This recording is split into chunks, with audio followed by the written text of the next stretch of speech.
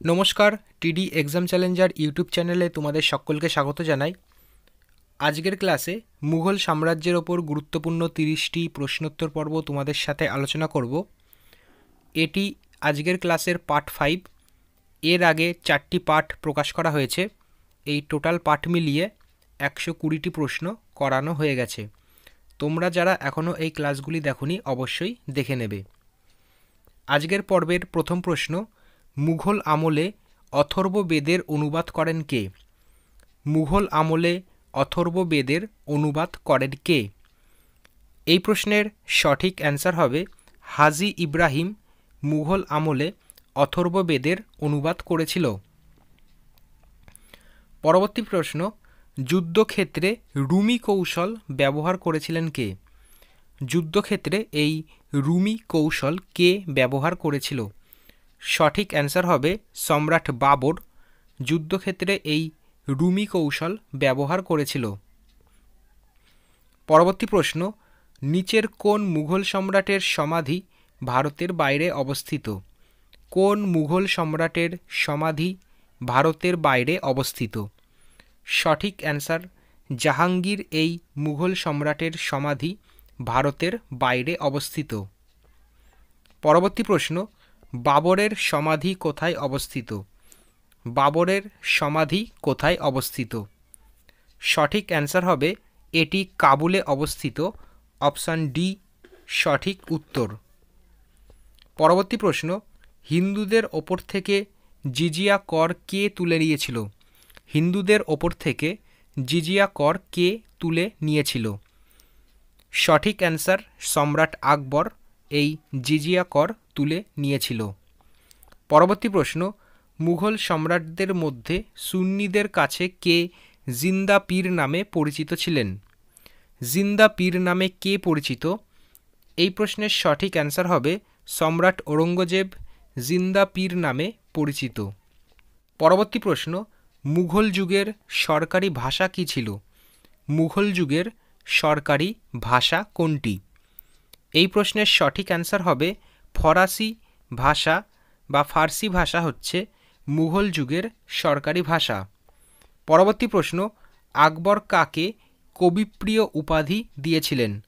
আকবর কাকে কবিপ্রিয় এই উপাধি দিয়েছিল? সঠিক অ্যান্সার বীরবলকে আকবর কবিপ্রিয় এই উপাধি প্রদান করেছিল। পরবর্তী প্রশ্ন, কোন মুঘল সম্রাট খুব ভালো বীণা বাজাতে পারতেন? কোন মুঘল সম্রাট খুব ভালো বীণা বাজাতে পারতেন? এই প্রশ্নের সঠিক অ্যান্সার হবে সম্রাট ঔরঙ্গজেব এই মুঘল সম্রাট খুব ভালো বীণা বাজাতে পারতেন। পরবর্তী প্রশ্ন, ঔরঙ্গজেব তার পিতাকে কোথায় ঘরবন্দি করে রেখেছিল? ঔরঙ্গজেব তার পিতাকে কোথায় ঘরবন্দি করে রেখেছিল?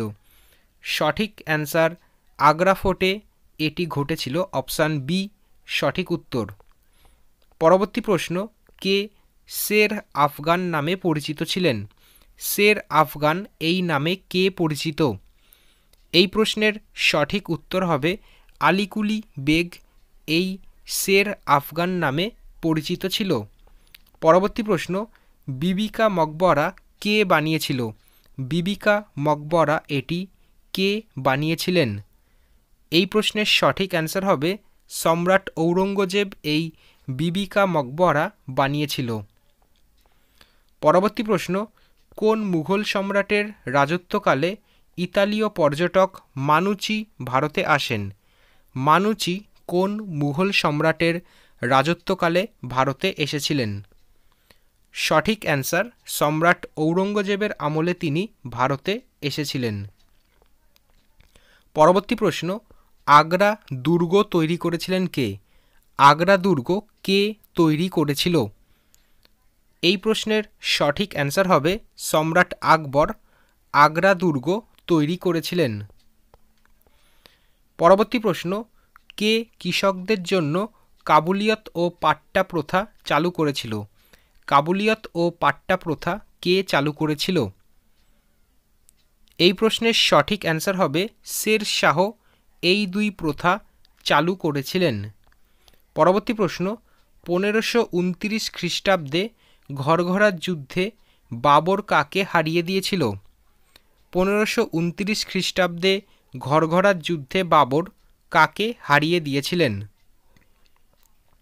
এই প্রশ্নের সঠিক অ্যান্সার হবে মোহাম্মদ লোদি এবং নুসরত শাহ। অপশান এ সঠিক অ্যান্সার। পরবর্তী প্রশ্ন, আকবরের সময়কালে কে দেওয়ান ই আশরফ ছিলেন? আকবরের সময়কালে কে দেওয়ান ই আশরফ ছিলেন? এই প্রশ্নের সঠিক অ্যান্সার হবে টোডারমল। অপশান বি সঠিক অ্যান্সার। পরবর্তী প্রশ্ন, আকবরের শাসনকালে বিখ্যাত চিত্রকর কে ছিলেন? আকবরের শাসনকালে বিখ্যাত চিত্রকর কে ছিলেন? তো সঠিক অ্যান্সার হবে মীর সৈয়দ আলী, আব্দুল সামাদ আর যশবন্ত। অপশান ডি এই প্রশ্নের সঠিক অ্যান্সার। পরবর্তী প্রশ্ন, শের শাহের সেনাপতি কে ছিল? শের শাহের সেনাপতি কে ছিল?